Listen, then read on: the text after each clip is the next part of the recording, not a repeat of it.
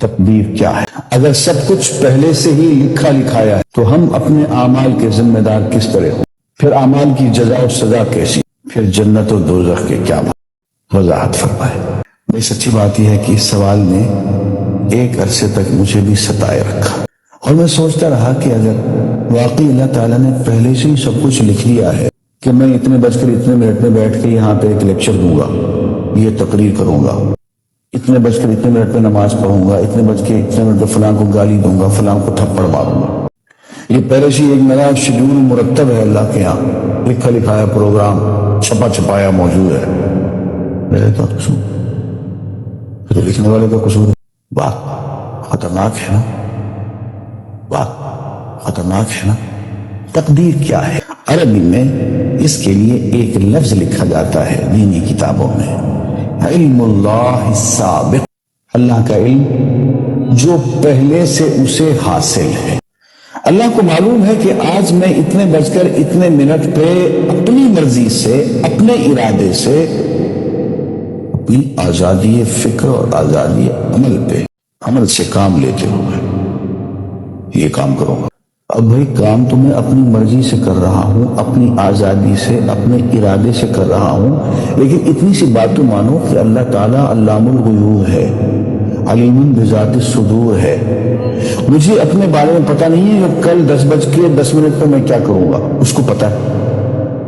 مجھے اپنے بارے میں پتہ نہیں ہے کہ میں 10 سال کے بعد کہاں ہوں گا، کیا کر رہا ہوں گا، فلاں بج کے فلاں میں، اس کو پتہ۔ اس کو میرے آزادانہ، خود مختارانہ، فری ول کے ساتھ کیے ہوئے اعمال کا پتہ ہے کہ میں اپنی مرضی سے، اپنے فری ول کے ساتھ، اپنے ارادے سے اتنے بج کر اتنے منٹ پہ کیا کروں، یہ اس نے اپنے ہاں لکھ رکھا ہے، اس لیے کہ اس کو پوری کائنات کا نظام چلا۔ اس کا علم جو ہے وہ صحیح ہے، لیکن اس کا علم میرے ارادے سے نہیں ٹکراتا۔ یہ بات میں ایک مثال سے سمجھاؤں گا۔ میرے ساتھ ایک واقعہ پیش ہو گیا، اس دن مجھے تقدیر سمجھ میں آ گئی کہ ہوتی کیا۔ 1971 کی بات ہے کہ یہاں اکاؤنٹنٹ جنرل آفس میں میں ڈپٹی اکاؤنٹنٹ جنرل تھا۔ اس زمانے میں ایک مشہور نجومی تھا شیخ صادق، یہاں قلعہ گزر سنگھ میں رہتا تھا، پتہ نہیں بیچارہ زندہ ہے یا فوت ہو۔ انہوں نے دروازہ کھولا، میرے کمرے میں آ گیا۔ کہاں صاحب ہم آپ کی خدمت کرنا چاہتے ہیں، ہم آپ کو مستقبل کے بارے میں کچھ بتانا چاہتے ہیں۔ میں نے کہا میرے پاس فضول باتوں کے لیے وقت نہیں ہے، میں علم نجوم وغیرہ کو اس قسم کے یہ فضول باتوں کو میں نہیں مانتا، مشغول آدمی ہوں، ان چکروں میں مجھے بتا لو۔ اس نے کہا مجھے صرف 1 منٹ جواب دے۔ میں نے کہا ہاں 1 منٹ دیتا ہوں۔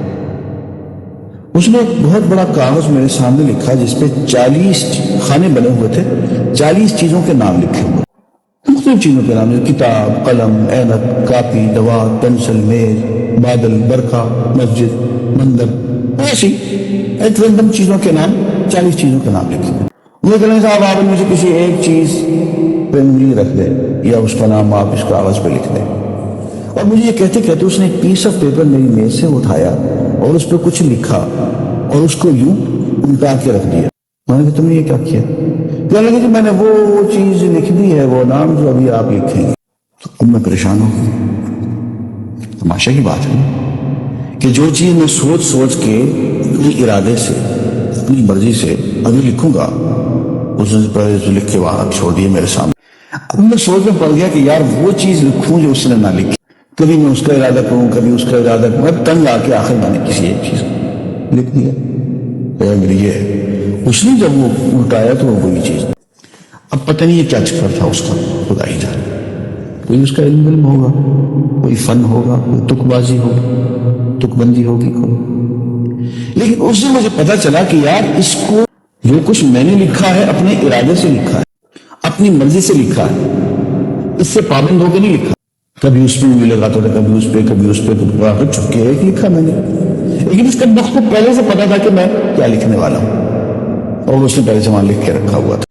میں نے کہا یار ایک محدود علم والا آدمی میرے آئندہ کے اعمال کو اپنے ہاں لکھ کے رکھ سکتا ہے، چونکہ وہ عمل میں اپنی مرضی سے کر رہا ہوں، اپنے ارادے سے کر رہا ہوں، کوئی مجبوری نہیں ہے اس میں، لیکن وہ میری مرضی والا عمل، میرے اپنے ارادے سے کیا ہوا عمل، پوری آزادی کے ساتھ کیا ہوا عمل، اس نے پہلے سے اپنے ہاں لکھ کے رکھا ہوا۔